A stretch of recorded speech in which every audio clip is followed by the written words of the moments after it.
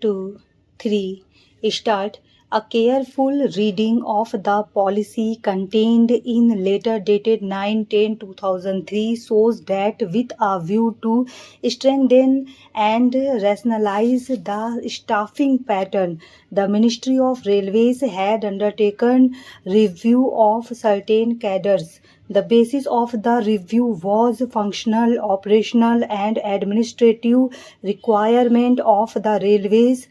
This exercise was intended to improve the efficiency of administration by providing incentives to the existing employees in the form of better promotional avenues and at the same time requiring the promotees to discharge more onerous duties.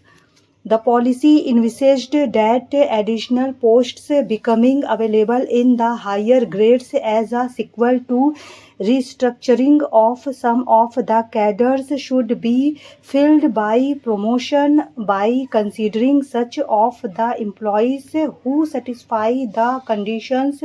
of eligibility, including the minimum period of service, and who are judged suitable by the process of selection. This cannot be equated with upgradation of posts which are required to be filled by placing the existing incumbents in the higher grade without subjecting them to the rigor of selection. In view of the above discussion, we hold that the Railway Board did not commit any illegality by directing that the existing instructions with regard to the policy of reservation of posts for scheduled castes and scheduled tribes will apply at the stage of effecting promotion against the additional posts, and the tribunal committed serious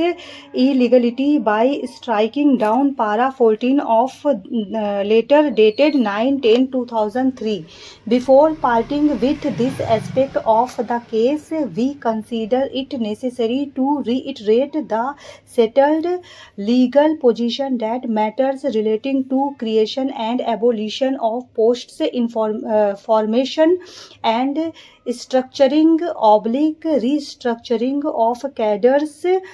prescribing the source oblique mode of recruitment and qualifications, criteria of selection, evaluation of service records of the employees fall within the exclusive domain of the employer, what steps should be taken for improving efficiency of the administration is also the preserve of the employer. The power of judicial review can be exercised in such matters only if it is shown that the action of the employer is contrary to any constitutional or statutory provision, or is patently arbitrary, or is vitiated due to malafides. The court cannot sit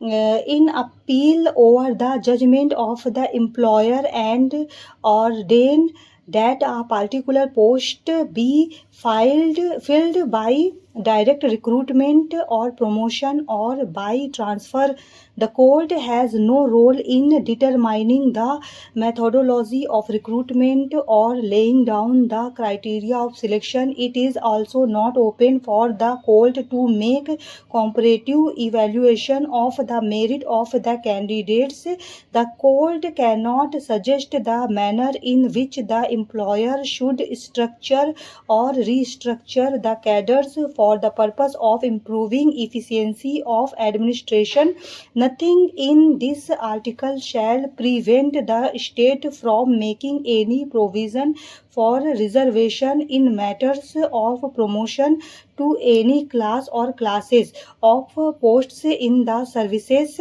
under the state in favor of the scheduled castes and the scheduled tribes which in the opinion of the state are not adequately represented in the services under the state stock.